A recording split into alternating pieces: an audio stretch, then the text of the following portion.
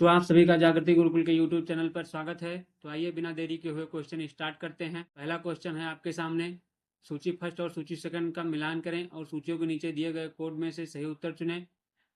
सूची फर्स्ट है और सूची सेकंड है।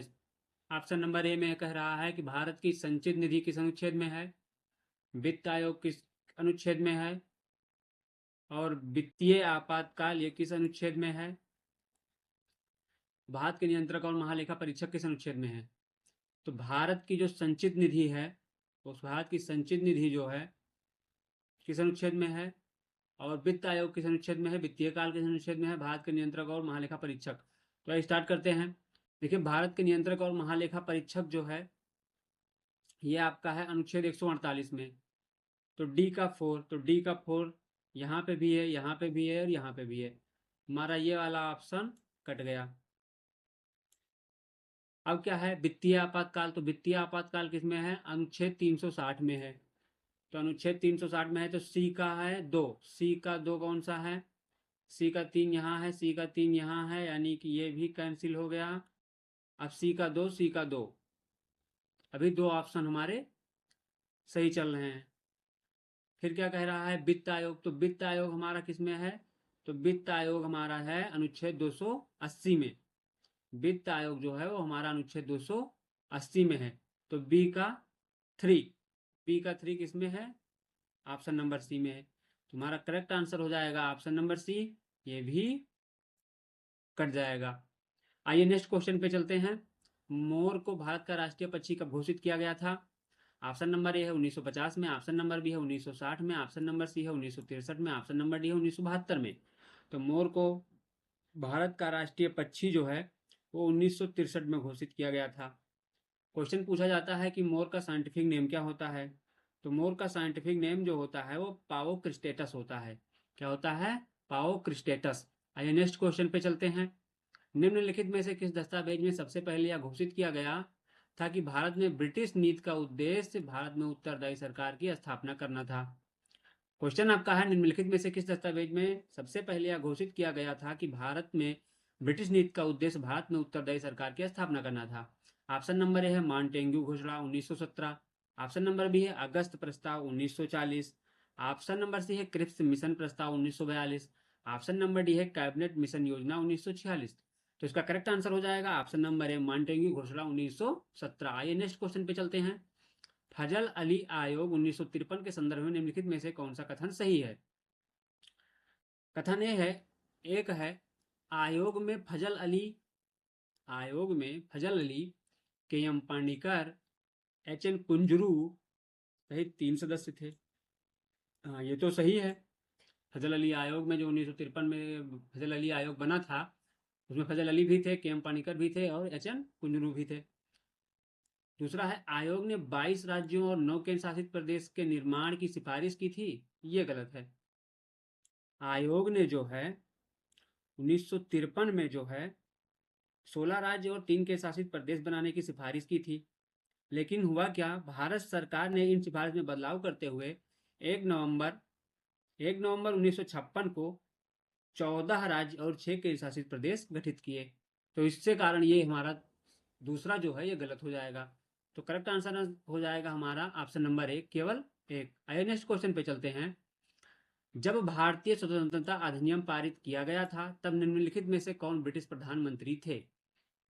क्वेश्चन आपका है, जब भारतीय स्वतंत्रता अधिनियम पारित किया गया था तब निम्नलिखित में से कौन ब्रिटिश प्रधानमंत्री थे। ऑप्शन नंबर ए है विंस्टन चर्चिल, ऑप्शन नंबर है क्लेमेंट एटली, ऑप्शन नंबर सी है Harold Macmillan, option number D है रैमसे मैग्नोडान। तो इसका करेक्ट आंसर हो जाएगा ऑप्शन नंबर बी, क्लेमेंट एटली। आइए नेक्स्ट क्वेश्चन पे चलते हैं। भारत की संविधान सभा की पहली बैठक की अध्यक्षता किसने की थी। भारत की संविधान सभा की पहली बैठक की अध्यक्षता किसने की थी। ऑप्शन नंबर है B N Rao, option number B है doctor Rajendra Prasad, option number C है Jawaharlal Nehru, option number C D है डॉक्टर सच्चिदानंद सिन्हा। इसका करेक्ट आंसर हो जाएगा option number D, doctor Sachchidanand Sinha. 9 दिसंबर 1946 को 9 दिसंबर 1946 को संविधान सभा की पहली बैठक हुई थी जिसमें सच्चिदानंद सिन्हा को अस्थायी अध्यक्ष चुना गया था। आइए नेक्स्ट क्वेश्चन पे चलते हैं। नागरिकता से संबंधित प्रावधान भारतीय संविधान के किस भाग में बताए गए हैं? नागरिकता से संबंधित प्रावधान जो है भाग 1 में है, भाग 2 में है, भाग 3 में है, भाग 4 में है। तो इसका करेक्ट आंसर हो जाएगा ऑप्शन नंबर बी, भाग 2 में है। आइए नेक्स्ट क्वेश्चन पे चलते हैं। भारत सरकार अधिनियम 1935 जिसने भारतीय संविधान के कई प्रावधानों के लिए एक ब्लूप्रिंट का काम किया में कितनी अनुसूचियां थी? ऑप्शन नंबर ए है 6, ऑप्शन नंबर बी है 8, ऑप्शन नंबर सी है 10, ऑप्शन नंबर डी है 12। तो इसका करेक्ट आंसर हो जाएगा ऑप्शन नंबर सी 10। आइए नेक्स्ट क्वेश्चन पे चलते हैं। अच्छा, अनुसूचियां इसमें 10 थी और धाराएं कितनी थी? तो धाराएं इसमें 321 थी, धारा 321 था, अनुसूची 10 थी और भाग 14 थे। आइए नेक्स्ट क्वेश्चन पे चलते हैं। भारतीय संविधान की 10वीं अनुसूची किससे संबंधित है? शपथ और प्रतिज्ञान से, पंचायती राज से, दल बदल विरोधी से, राजभाषाओं से।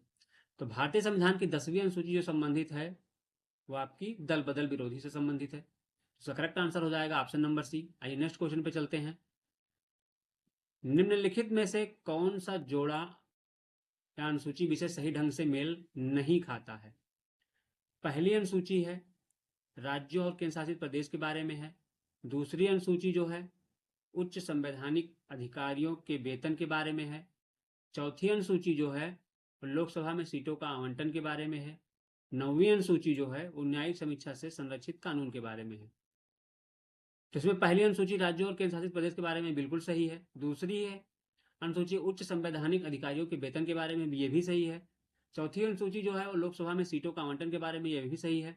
9वीं अनुसूची जो है वो 9वीं अनुसूची आपके लिए भूमि सुधार से संबंधित है। भूमि सुधार से संबंधित है 9वीं अनुसूची।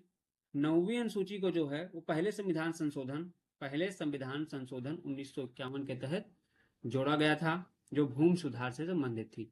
आइए नेक्स्ट क्वेश्चन पे चलते हैं। भारतीय संविधान में राज्यों का संघ की अवधारणा कहां से ली गई है? ऑप्शन नंबर ए है अमेरिका स्वतंत्रता की घोषणा से, ऑप्शन नंबर बी है ऑस्ट्रेलियाई संविधान से, ऑप्शन नंबर सी है ब्रिटिश उत्तरी अमेरिका अधिनियम से, ऑप्शन नंबर डी है स्विस संविधान से। इसका करेक्ट आंसर हो जाएगा ऑप्शन नंबर सी, ब्रिटिश उत्तरी अमेरिका अधिनियम से ली गई है। नेक्स्ट क्वेश्चन पे चलते हैं। निम्नलिखित में से कौन सा जोड़ा सही ढंग से मेल खाता है? ऑप्शन नंबर है अनुच्छेद 53 राष्ट्रपति द्वारा शपथ या प्रतिज्ञान। कौन सा जोड़ा मेल खाता है? तो ये तो गलत है। अनुच्छेद 53 में जो है वो राष्ट्रपति के कार्यकाल के बारे में बात की गई है। अनुच्छेद 55 में जो है राष्ट्रपति के रूप में चुनाव के लिए योग्यता, ये भी गलत है। अनुच्छेद 55 में जो है वो राष्ट्रपति के निर्वाचन की रीत के बारे में या तरीके के बारे में बताया गया है। अनुच्छेद 63 में जो है राष्ट्रपति के चुनाव के बारे में नहीं है, बल्कि उपराष्ट्रपति का पद के बारे में अनुच्छेद 63 में बताया गया है। अनुच्छेद 66 में उपराष्ट्रपति का चुनाव, ये सही है। तो हमारा करेक्ट आंसर हो जाएगा ऑप्शन नंबर डी, उपराष्ट्रपति का चुनाव अनुच्छेद 66 में। आइए नेक्स्ट क्वेश्चन पे चलते हैं। नीचे दो कथन दिए गए हैं, एक को अभिकथन ए और दूसरे कारण आर कहा गया है। देखते हैं अभिकथन में क्या कहा गया है।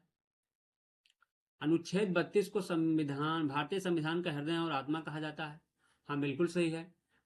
डॉक्टर भीमराव अंबेडकर ने अनुच्छेद 32 को भारतीय संविधान का हृदय और आत्मा कहा था। कारण क्या है? अनुच्छेद 32 सर्वोच्च न्यायालय और उच्च न्यायालय दोनों को मौलिक अधिकार को लागू करने के लिए रिट जारी करने का मौलिक अधिकार देता है। ये गलत है, कारण आपका गलत है। क्यों गलत है? क्योंकि अनुच्छेद 32 में केवल सर्वोच्च न्यायालय के रिट जारी करने का प्रावधान है, जिसमें 5 प्रकार की रिट जारी की जाती है। और उच्च न्यायालय के बारे में जो है अनुच्छेद 226 में कहा गया है कि उच्च न्यायालय में जो रिट जारी कर सकते हैं। तो इसलिए जो है ये कथन आपका गलत है। तो अभिकथन सही है और कारण गलत है, यानी ए सही है लेकिन आर गलत है। तो इसका करेक्ट आंसर हो जाएगा ऑप्शन नंबर डी। आइए नेक्स्ट क्वेश्चन पे चलते हैं। भारतीय संविधान की 8वीं अनुसूची में निम्नलिखित में से कौन सी भाषाएं शामिल हैं? आपका क्वेश्चन है भारतीय संविधान की 8वीं अनुसूची में निम्नलिखित में से कौन सी भाषाएं शामिल हैं? ऑप्शन नंबर है बोडो, दूसरा है संथाली, तीसरा ऑप्शन है राजस्थानी, चौथा है अंग्रेजी। तो हमारे भारतीय संविधान 8वीं अनुसूची में कुल मिला के 22 भाषाएं हैं। 22 भाषाओं में है बोडो भी है, संथाली भी है, क्योंकि बोडो, डोगरी, मैथिली, संथाली ये सब जोड़ी गई थी। राजस्थानी और अंग्रेजी भाषा हमारे संविधान में जो है 8वीं अनुसूची में 22 भाषाओं में शामिल नहीं है। तुम्हारा करेक्ट आंसर हो जाएगा ऑप्शन नंबर ए, 1 और 2। आइए नेक्स्ट क्वेश्चन पे चलते हैं। कौन सा अनुच्छेद यह कहता है कि किसी भी व्यक्ति को कानून के अधिकार के अलावा उसकी संपत्ति से वंचित नहीं किया जाएगा? क्वेश्चन है आपका, कौन सा अनुच्छेद यह कहता है कि किसी भी व्यक्ति को कानून के अधिकार के अलावा उसकी संपत्ति से वंचित नहीं किया जाएगा? अनुच्छेद 31, अनुच्छेद 300 ए, अनुच्छेद 19, अनुच्छेद 39 बी। इसका करेक्ट आंसर हो जाएगा ऑप्शन नंबर बी, अनुच्छेद 300 ए। बच्चों आज की क्लास बस यहीं तक, मिलते हैं नेक्स्ट वीडियो में, तब तक के लिए धन्यवाद।